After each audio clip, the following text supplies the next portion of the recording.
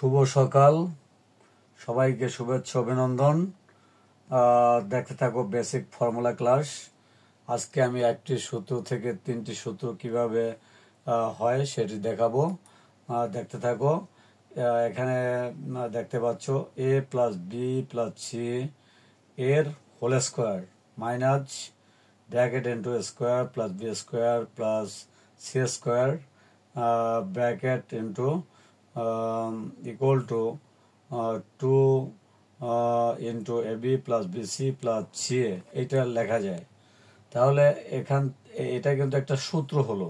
তো এখান থেকে আর একটি সূত্র দেখাবো কিভাবে দেখো হয়। এখান থেকে যে এখানে a plus B plus C এর হোল স্কোয়ার এটা কিন্তু থেকে গেল, আর এ পাশে এই 2 into AB plus BC plus CA এই পাশে থেকে গেল, আর minus A bracket into square plus B square plus C square bracket যে ছিল সেটার পিছনে মাইনাস ছিল, এটাকে আমি কি করলাম এই ডাইন পাশে নিয়ে আসলাম, যার ফলে এটি প্লাস হয়ে গেল।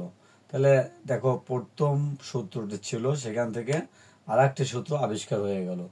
এর থেকে আর একটি সূত্র আবিষ্কার হবে, দেখতে দেখো যে এ প্লাস বি প্লাস সি এর হোল স্কোয়ার এটা থাকলো, আর এই ডাইন সাইড থেকে আমি এখানে কিচ্ছু নাই, পিছনে plus sign 2 into A B plus B C plus C A এই সার্কেল পদ্ধতির যে ফর্মুলাটি সেটি বাম সাইডে নিয়ে আসলাম।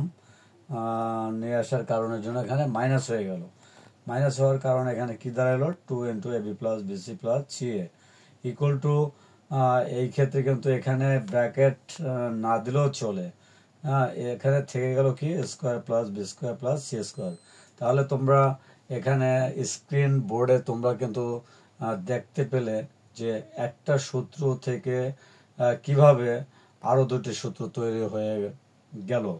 তৈরি হলো। আশা করি যে যেখান থেকে দেখতে পাচ্ছ খুবই এই বেসিক ক্লাসগুলো অত্যন্ত গুরুত্বপূর্ণ। সূত্রের ফর্মুলার এগুলো পারলে পরেই তোমরা তোমাদের কাছে বীজগণিত অঙ্কগুলো সহজ হয়ে যাবে আশা করছি। মান নির্ণয়ের যে অঙ্কগুলো আছে বিভিন্ন বোর্ডের অঙ্কগুলো তোমরা দ্রুত বেগে পারবে। এগুলো সাধারণত 3.1 এবং 3.2 এর ক্ষেত্রে বেশিরভাগ প্রয়োজন।